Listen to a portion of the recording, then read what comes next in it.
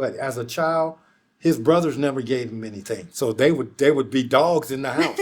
And I would just sit back and let them go. Just let them do what they do. At 12 years old, CJ hit a baseball 10 feet short of Yankee Stadium over the fence.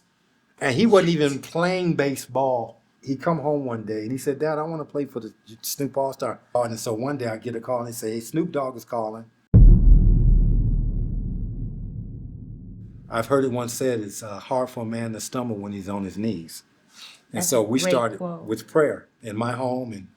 And my kid's mom would roll out the red carpet. She would prepare the food and I would prepare the word. And so that's how my youngest son, CJ, the fourth, was raised in the faith. And of course, his brothers and sisters. That's how we gave back to our community that we were in. That And is so beautiful. that So was it's been actually- so strong throughout Yeah. your whole life. Oh, Since you were a definitely. kid and now your kids. I know CJ speaks so highly about you and about his faith, and he always mentions God in every conversation, which is such a Yes. beautiful thing, and he credits you for that. Awesome. So that's incredible to have that Yeah. that strength in God together and to show the world, right? Yes. Well, it's a tribute to also not only me, but also his Your wife. mom. Yeah, yeah. We both instilled in him those values, godly values, and of course he took it on his own. But he was the type of kid that Yeah, what was CJ like growing up? And why is he Confident. the only one that has your name? You had Isaiah didn't have your name, and well, they got biblical names. right, yeah. Isaiah and Yes. and CJ, CJ, mini you. these many me. That's right. Yeah, but CJ is outspoken, confident, never gave us any trouble. Just a great kid. I mean, of course, kids will try. All kids do. But yeah, he grew up. He had a lot of influence from not only his parents, but brothers and sisters. That's what shaped us. And as a kid, he always excelled in anything had to do with the ball. Just like you. My fondest memory Exactly. is when he went to a school called Tutor Time. And while I would go to work, of course, his mom, was a stay-at-home wife, and we would take him over to Tutor Time. And all day he would be at the basket just shooting. And when we pick him up, he'd be doing the same thing.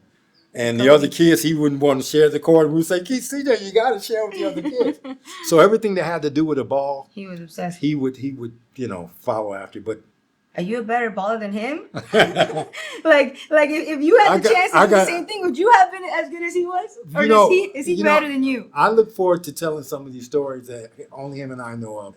I'll tell you, at the age of 13, him and I used to play in my driveway, right? And, we lived in Rancho Cucamonga. He's told that story. And he would go at me and his brothers. And, so one day we go out, and this is around Christmas when he was 13 years old. And I said, CJ, $300, I got you. Let's go. Let's get it. And I really went out there, and I would not let him beat me. Oh He my beat me straight up No way. There's no way. at 13 years old. So, but you were 6'3". He wasn't 6'3" at 13. No, but he's just, anything to do with the ball. Baseball, basketball, football. I don't know if he's told the story, but as a child, his brothers never gave him anything. So they would be dogs in the house.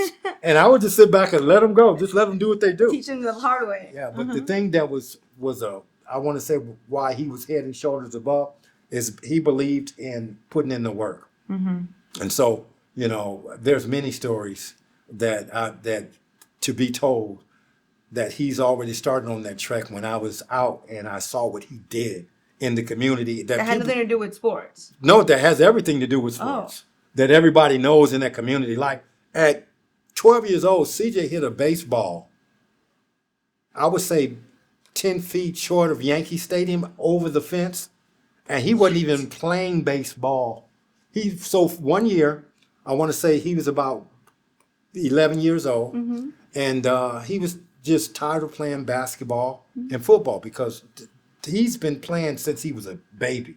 We've been all over the AAU circuit. Right. We've been all over with the whole basketball and All the football. traveling, all this buses, We've done everything. travel ball.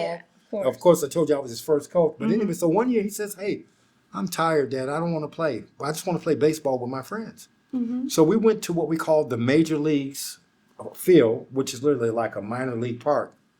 And he's taller than the rest of the kids at 11 years old. And the parents are like, they got their birth certificate. They're saying, he's not 11, he's not 11. He goes up to the plate, bases loaded, and he towers the ball over the fence. And it was like 10 yards. You can't make this up. That is amazing. I seen this with my own eyes. Is everybody like... Couldn't believe it. Babe Ruth. Couldn't believe it. And yeah, That's incredible. In football, he was winning championships every year. The deck would be stacked. We would go to a place in Corona where they would do the weigh-in, so they had the better kids. And CJ hates to lose, so he would cry and would say, "Man, you know you can't win them all, but if you want to win, go back in and dig hard, and you'll come back next time you win." And the first time we won the championship is when CJ was a buddy youth, and we won the championship with him. Playing. At what age was that? He was 12 years old. So we played with we played with the Junior All-American, which is similar to Pop Warner. Yes, but yes, then yes. Before that, I introduced him to the Snoop Dogg League. I don't know if you know that story. No, I don't know that. Yeah, well, he played in the Snoop Dogg League. Oh, of course, yeah, Snoop Dogg. I thought you said Dog League. Yeah, the Snoop Dogg story. Yeah, he played in that league. Quick synopsis on that story. Before he ever played in that league, he come home one day and he said, "Dad, I want to play for the Snoop All-Star." And I said, "Son, we don't play daddy ball." Well, daddy ball means this.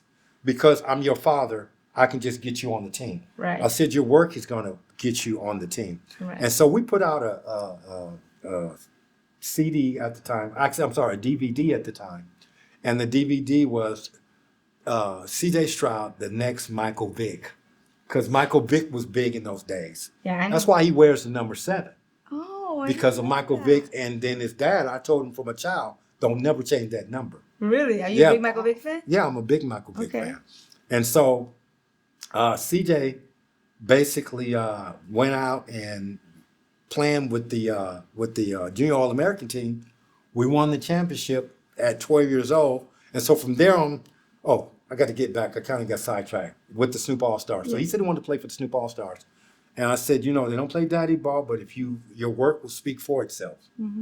And what we did is we put out the video and they saw it. And so one day I get a call and they say, "Hey, Snoop Dogg is calling."